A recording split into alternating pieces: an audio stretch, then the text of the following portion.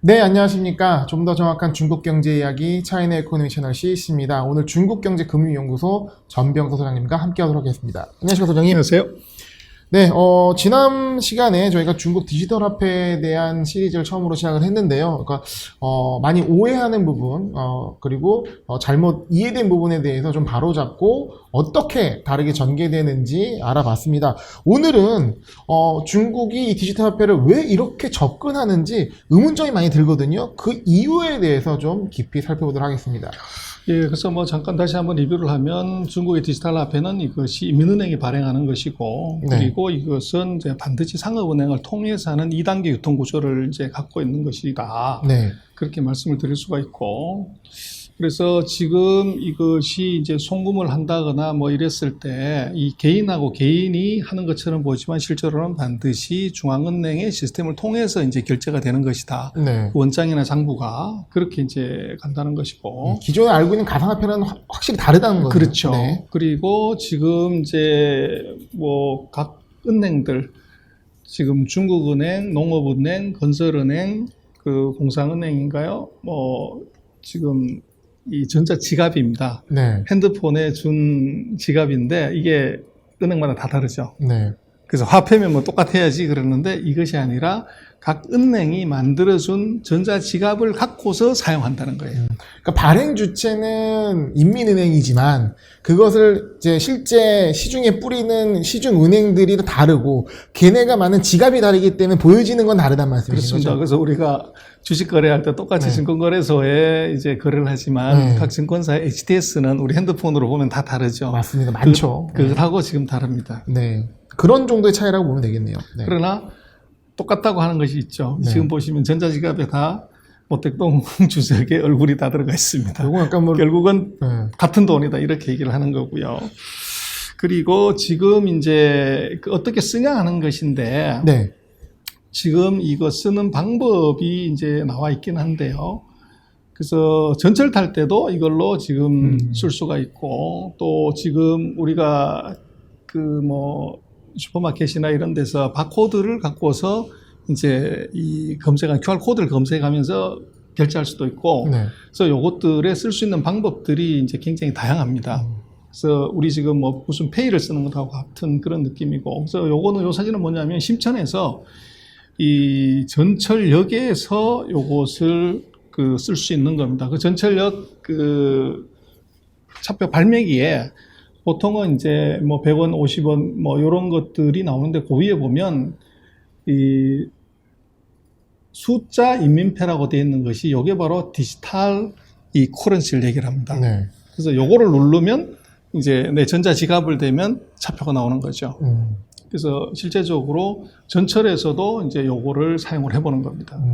그러니까 이게 사용할 수 있는 곳은 일단은 제한적이고 정해준 거잖아요. 그렇죠. 근데 이제 저는 좀 궁금한 게 이게 뭐 돈을 받았습니다. 받아가지고 이제 예를 들어 누가 전달을 하거나 아니면 뭘 사거나 이러면 이게 계속 유통이 굉장히 빨리 돌 것 같고. 그렇죠. 같은데 만약에 이거를 교통사를 이용하게 되면 그 뭐 민간 기업이든 아니면 이제 국가 기업이든 들어가면 흡수가 돼 버리잖아요. 그렇죠. 그러면 이제 그런 식의 유통 속도도 다 계산하면서 그러면 정확하게 실시간으로 다 볼 수가 있는 거죠. 이 정도 그러니까. 풀었을 때 100% 사람들이 주고받는 걸 했을 때 얼마나 도는지 그렇죠. 그리고 이게 만약에 뭐 교통수단 이런 거로 비용이 나갔을 때 이 유통 속도가 어떻게 바뀌는지 정확하게 다 알 수가 있는 거죠. 실시간으로. 그래서 지금 우리가 돈을 그냥 했을 때는 모르죠. 누가 네. 어디서 어떻게 썼는지를. 알 수가 없죠. 그렇죠. 현찰이니까. 근데 얘는 다 기록이 남는다는 거죠. 그래서 나중에 이제 말씀드리지만 이게 바로 이제 부정부패 단속과 관계가 있어요. 그리고 또 하나 재미난 것은 지금 인민은행이 2010년 아까 잠깐 말씀을 드렸지만 심천에 핀테크 회사를 만들었다고 얘기를 드렸는데 이게 이제 심천에도 만들고 수조에도 만들고 2020년 7월은 북경에도 이제 그 성방금융커지유한공사라는 게 성방 핀테크 회사를 만들어요. 그래서 이게 뭐 어떤 새로운 화폐가 나오거나 새로운 시스템이 나왔을 때 민간이 핀테크 회사를 만드는 거에 대해서 오케이인데 왜 인민은행이 핀테크 회사를 만들었을까? 네. 이게 이제 큐리오시티가 남는 거죠. 네. 그래서 이게 이제 아까 말씀드렸던 지난 시간에 말씀드렸던 이 핀테크 회사에 대한 이제 이 생각이 중국 정부가 좀 다르다는 거예요. 그래서 지금 그 성방금융 핀테크 회사 같은 경우는 지주 구성을 보면 이게 다 인민은행이 자회사를 갖고 있는 그 자회사를 통해 가지고 이걸 만들어 놨어요. 네. 그래서 이게 보면 여기에 그 지분을 가진 회사들을 보면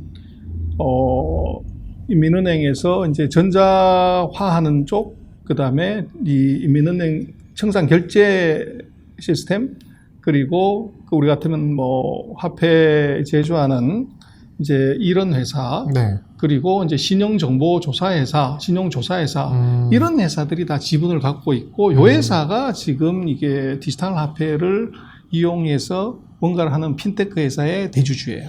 그리고 그 위로 올라가면 인민은행이 다 대주주고요. 그러니까 지분 구조를 봤을 때는 인민은행의 자회사다, 이 핀테크 회사는. 그렇습니다. 네. 그래서 이게 이제 굉장히 이제 수상하다는 거죠. 네. 그래서 왜 인민은행이 왜 핀테크 회사를 만드지 하는데, 네. 이게 궁극적으로 놓고 보면 지금 이제 수많은 핀테크 회사들, 민간 기업들이 난립해서 뭘 하고 있는데, 앞으로 디지털 화폐를 통한 새로운 금융상품의 개발이나 시스템은 국가가 주도한다. 그러니까 다른 나라 같은 경우는 이 핀테크 회사가 국가에서 만든 경우는 거의 없는 거죠. 그렇죠.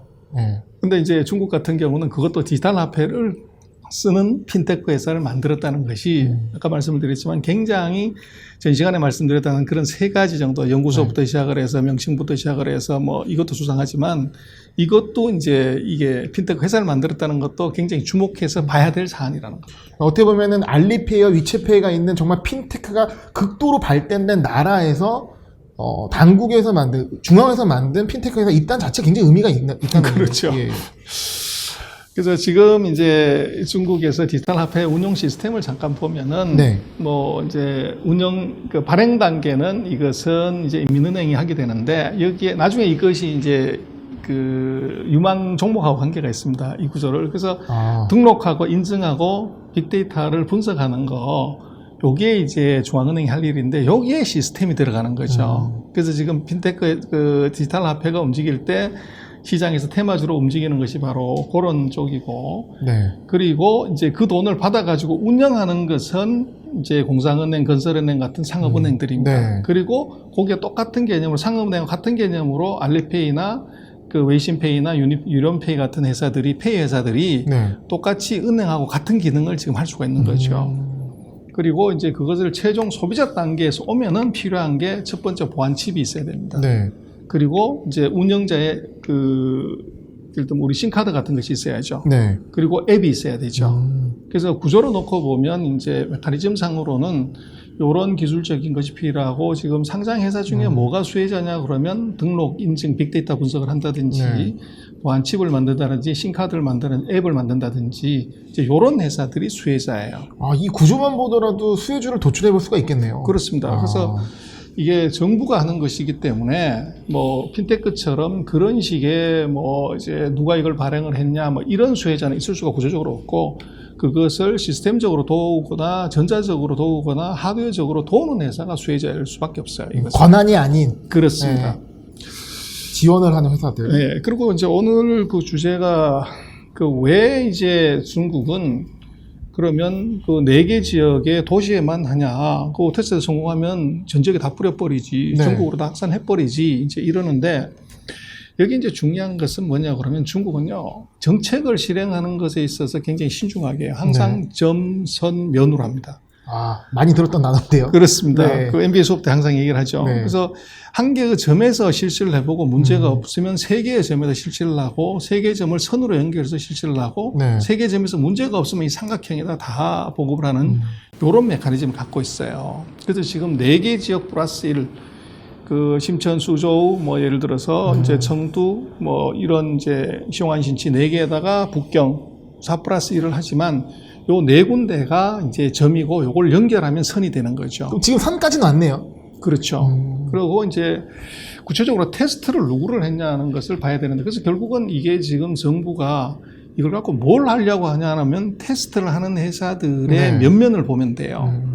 그래서 이제 아까 말씀드렸던 이걸 진짜로 제대로 한번 테스트를 풀로 해본 것은 바로 시용안 신치에서 새로운 신도시에서 아무것도 없는 데서 4차 산업혁명 도시에서 해보는데, 거기에 19개 회사를 이 테스트 대상에 집어넣었어요. 거기에 들어가 있는 회사가 보면 진뻥 이라고 그 시진핑이 그 주석이 처음 되고 나서 어떤 만두집에 가가지고 이 만두를 먹었는데 네. 그 만두가 이제 유명한 브랜드가 된 거죠.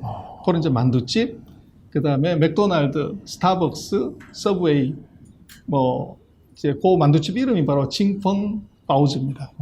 이제 그런 데서 이제 돈을 쓰게 하는 네. 회사를 동원했고, 그 다음에 이제 징동이라든지 유니온페이 그 무인 슈퍼마켓, 네. 그래서 무인 슈퍼마켓들한테 이걸 쓰게 했고, 그 다음에 이제 관광 엔터하는 그 호텔 뭐 이런 데다가 이제 했고, 그 다음에 중신 서점, 소점에도 이제 요거를 뿌렸고, 그 다음에 교육하는 회사, 그 다음에 이제 무인 자동차 뭐 이런 회사들한테 이거를 뿌렸어요. 네. 19개 회사를 테스트를. 그래서 이걸 놓고 보면 이것은 일렉트로닉 페이먼트. 그래서 서민들의 생활에 주로 많이 쓰는 것에다 이걸 쓰라는 것이죠.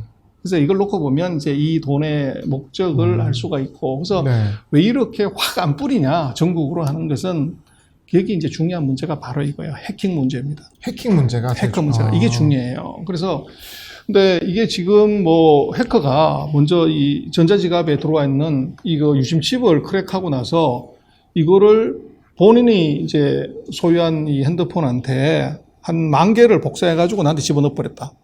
그랬을 때 이게 뭐 방법이 없잖아요. 근데 문제는 지금 이것은 우리는 이게 페이를 할 때는 인터넷이 안 되면 페이가 안 되잖아요. 네. 근데 지금 이 전자화폐는 중국의 전자화폐는 오프라인에서도 결제가 돼요. 통신이 안 돼도 그렇죠.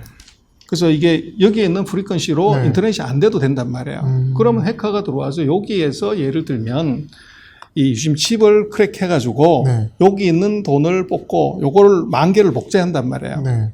그럼 이거를 갖고 오프라인 상태에서 내가 써버리면 그러면 이거를 뭐 이게 한 개 디지털 화폐를 갖고 10,000번을 쓴 거하고 똑같은 효과가 나타나는 거죠. 사고가 나는 거네요. 엄청난 사고가 벌어질 수 있다는 거예요. 그래서 지금 이제 이 지폐 같은 경우도 이제 뭐 위패 검열을 네. 이제 할 수밖에 없지만 과연 지금 이 디지털 화폐가 과연 절대 안전한 보안이 개런티가 되는 거냐? 이거 확신 못 한다는 거야. 근데 위패 같은 경우는 그것이 제한적으로 이게 쓸 수밖에 없지만 네. 이거는 이제 해킹됐다고 그러면 순식간에 이것이 다 유출될 수 있고 광범하게 이게 피해가 커질 수가 있다는 거예요. 위조 지폐가 같은 개념이 돼버리겠네요. 그렇죠. 그래서 이것은 디지털이기 때문에 해킹됐다고 그러면 끝나버리는 거죠. 그래서 이게 블록체인 기술을 썼다고 하지만 그 안전성을 누구도 보장할 수 없기 때문에 함부로 지금 아직 쓸 수가 없어요. 네. 그리고 또 하나는 이게 지금 이제 이 아까 말씀을 드렸지만 소액을 이걸 쓰게 하고 소비하는 쪽에다가 주로 19개 업종에다가 요걸 뿌렸던 가장 큰 이유 중에 하나는 디지털 화폐가 편리한 건 다 좋은데 제일 걱정되는 게 뭘까요? 바로 익명성입니다. 네. 그래서 내가 뭘 쓰고 누구한테 돈을 줬고 어디에서 썼고 하는 이 모든 데이터가 국가로 다 들어가는 거죠. 네. 그랬을 때 사람들이 엄청난 거부감이 있을 수가 있단 말이에요. 나의 일거수일투족을 국가가 보고 있다. 그렇죠. 100%. 예. 그래서 국가는 그렇게 이야기하죠. 이거는 완벽하게 이것은 이 익명성 보장한다. 우리가 안 본다. 네. 그렇게 하지만 그걸 믿기가 어렵죠. 그래서 이 완벽한 거래 내역을 정부가 확보 가능하기 때문에 요게 이제 문제가 돼요. 그런데 그 중국 정부가 뭔 규정을 만들었냐 그러면 그 중화인민공화국 위안화 관리 규정 총칙 3조에 그러면 사람들이 나 위안화 이 디지털 화폐는 안 받아. 그럴 위험이 있기 때문에 이럴 수가 있잖아요. 네네. 근데 거기다가 이 중국 경내의 모든 공공 및 민간의 채무는 위안화로 지불해야 되며 어떤 단체나 개인도 이를 거부할 수 없다. 근데 디지털 위안화가 아까 말씀을 드렸지만 이것은 M0 위안화하고 같은 이제 지위를 부여한 거예요. 네. 그러면 이 디지털 위안화를 누구도 안 받겠다고 할 수가 없어요. 거부하는 것 자체가 불법이 되네요. 그렇죠. 그래서 반드시 이게 법적 의무를 갖기 때문에. 네. 근데 예를 들어서 이제 알리페이나 위챗페이 같은 경우는 나 그거 안 받아 이렇게 얘기할 수 있다고요. 근데 이거는 거부할 수가 없어요. 이게 다르게 얘기하면 모든 빅데이터가 국가로 그대로 다 들어갈 수가 있다는 거예요. 그래서 이런 문제가 있기 때문에 이게 지금 뭐 여러 가지 생각을 할 수 있지만 국민들의 화폐 사용에 대한 저항감이 있을 수가 있어요. 그 저항감을 고려해서 천천히 진행할 수밖에 없었다는 그렇죠. 거. 네. 그리고 정말로 심각한 경우가 아니면 그리고 뭐 네. 200원, 2,000원, 돈 34만 원 어디에 쓴다고 그거 뇌물로 줄 수 있는 것도 아니잖아요. 슬슬 저항감을 낮추는 효과도 있는 그렇죠. 거고요. 네. 바로 제가 볼 때는 정부가 이걸 확 확산시키지 않는 이유도 그런 이제 그 사용의 활용도도 있지만 근본적으로는 해킹 문제가 있고 또 하나는 국민적 저항감, 네. 익명성에 대한 보장이 안 되기 때문에 그것을 어떻게 보면 교육시키고 훈련시키는 기간이 필요하기 때문에 급하게 안 한다. 아, 뭐 그렇다고 해서 이게 그런 부정적인 효과만 있냐 그건 아니고 효과는 네. 뭐냐 그러면요. 지금 14억에 쓴단 말이에요. 그리고 중국의 제일 고액 화폐가 얼마, 우리는 5만 원짜리가 있잖아요. 네. 중국에 5만 원짜리 화폐가 있을까요? 중국 100원짜리 화폐 많이 네. 보신 그게 네. 최고액권이에요. 그래서 그것도 한 뭐 5만 원짜리 하면은 돈의 유통량을 확 줄일 수 있는데 중국은 부정부패의 가능성 때문에 고액권을 안 만들어요. 고액 화폐가 많을수록 돈의 뇌물 주기가 좋잖아요. 그러니까. 예.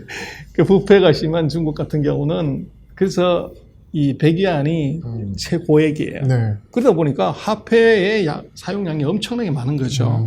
그럼 이게 돈 찍는데 관리하는데 이게 돈이 무지하게 들어갑니다. 근데 디지털 화폐로 하게 되면 이게 이제 깨끗이 해결이 되고 두 번째로는 화폐 유통이 아까 말씀하신 것처럼 굉장히 빨리 자유롭게 될 수 있죠. 네. 그리고 더 중요한 것은 이 돈 세탁, 부패 네. 이거 확실하게 잡아낼 수가 있죠. 이걸로 썼으면은 언제 어디서 누가 누구한테 줬는지 네. 그대로 실시간으로 다 데이터 나오니까. 그래서 이제 위조 및 자금 세탁 그리고 이제 자금 유출, 그 캐피탈 컨트롤에 굉장히 유용합니다. 그럼 현금, 그러니까 또 캐시의 양은 줄이고 디지털 화폐를 늘려서 그 현금으로 흔히 말하는 비장을 만들거나 뇌물 주거나 하는 걸 막는. 그 뭐 확실하게 막게 되죠. 예. 그리고 저는 또 그런 생각도 들거든요. 이게 사실 소장도 말씀하셨지만 중국에서 현금으로 잘 안 하잖아요. 거의 이제 QR로 해가지고 하는데 그게 많이 그 데이터가 민간에 다 있는 것을 그렇죠. 이 정부가 통제하겠다라는 부분. 그렇죠. 예. 그래서 지금 알리바바 같은 경우가 네. 그 개인정보 이제는 왕래인인가 하는 대로 다 정보를 옮겨야 됩니다. 네. 그래서 그런 식의 국가 통제가 들어가는 거죠. 그리고 이제 또 하나 이제 부정적인 효과가 아니지만 좋은 것은 네. 신도시, 네. 스마트 시티를 구현하는데 이게 되면은 아주 파워풀해집니다. 그래서 그런 이제 세 가지 그 비용의 절감, 네. 그 다음에 이제 돈 세탁이나 부정한 자금의 이제 방지, 그 네. 투명한 사회를 만들 수 있죠. 그리고 스마트 시티나 대도시의 스마트 시티 만드는데 굉장히 이제 그 될 것 같아요. 그래서 하여간 이제 뭐 그렇게 굉장히 좋아는 보이지만 네. 한계는 아까 말씀드린 그 첫 번째 이 해킹 문제에서 안전하지 않다. 두 번째는 익명성이 이게 보장이 안 된다는 거예요. 그래서 정부가 얘기하는 관리 가능한 익명성 이렇게 네. 얘기를 하는데 그게 관리 가능한 게 뭐냐? 네. 이게 이제 잘 안 보이는 거죠. 네. 그래서 또 하나는 이제 이것이 앞으로 어떻게 더 사용될 수 있냐 그러면 지금 같은 경우는 중국은 이제 그 사람의 신용평가를 뭐 중국은 신용사회가 아니었기 때문에 신용평가 할 필요가 없다가 이제 이 대출이라든지 이게 생기면서 알리바바가 이제 신용평가를 하기 시작을 해요. 자기네 전자상거래 사이트에서 들어와 있는 사람들이 물건을 얼마나 샀고 뭘 샀고 언제 결제했고 이 데이터를 통해 가지고 신용평점을 내고 요걸 가지고서 알리바바가 이제 대출을 해주는 플랫폼을 만든 거예요. 그게 어떻게 보면 엔트 파이낸셜의 엣지 본질 그렇습니다. 아니겠습니까? 그게 예. 이제 그 뒷면은 이 알리바바의 전자상거래에서 썼던 개인들의 이 결제 정보, 네. 거기서 신용 데이터를 뽑아낸 거죠. 근데 이제 그걸 더 한 발 더 나가가지고 이거를 가지고서 사회 평점 시스템을 만들 수도 있어요. 무슨 얘기긴 하네요. 그렇죠. 그래서 그 평점이 낮으면 예를 들어서 이제 페널티가 대중교통수단을 탈 수 없다든지 해외로 나갈 때 여권을 안 만들어준다든지 이걸로도 통제가 되는 거죠. 그래서 그런 문제가 이제 있고 네. 그래서 어쨌거나 지금 그런 한계는 있지만 지금 이것이 중국 국내에서만 사용이 되고 어떻게 보면 이제 소액으로 사용이 된다고 하면 세 가지 강점이 있죠. 첫 번째 관리 비용을 대폭적으로 줄일 수가 있다. 네. 화폐 관리면. 두 번째는 지금 말씀하신 것처럼 중국이 알리페이라든지 위챗페이 소위 말하는 민간 기업의 이 페이에 100% 의존한단 말이에요. 그래서 이것을 확 낮출 수가 있는 거죠. 네. 그렇게 되면 이제 그 민간 기업의 빅데이터를 국가로 가져오는 효과가 있고 그리고 또 하나가 이제 코로나19 때문에 다가 이제 접촉하는 거를 굉장히 두려워하는데 네. 이걸 하게 되면 결제도 비접촉이 되는 거죠. 방역 효과도 갖고 있네요. 그렇습니다. 그 효과도 이제 이걸 출시하는 것에 네. 그 이유가 있다 그렇게 볼 수가 있습니다. 네, 중국 디지털 화폐 관련된 시리즈 진행하고 있는데요. 오늘은 왜 이렇게 중국이 조심스럽게 이런 이 디지털 화폐의 확산을 진행하고 있는지에 대한 이유를 살펴봤고요. 그리고 중국 디지털 화폐의 기대 효과, 장단점도 체크를 해봤습니다. 다음 시간에는 이걸 미중 전쟁 관점에서 또 한번 얘기해 주실 것 같은데요. 다음 시간 또 기대해 보도록 하겠습니다. 소장님 말씀 감사합니다. 네, 고맙습니다.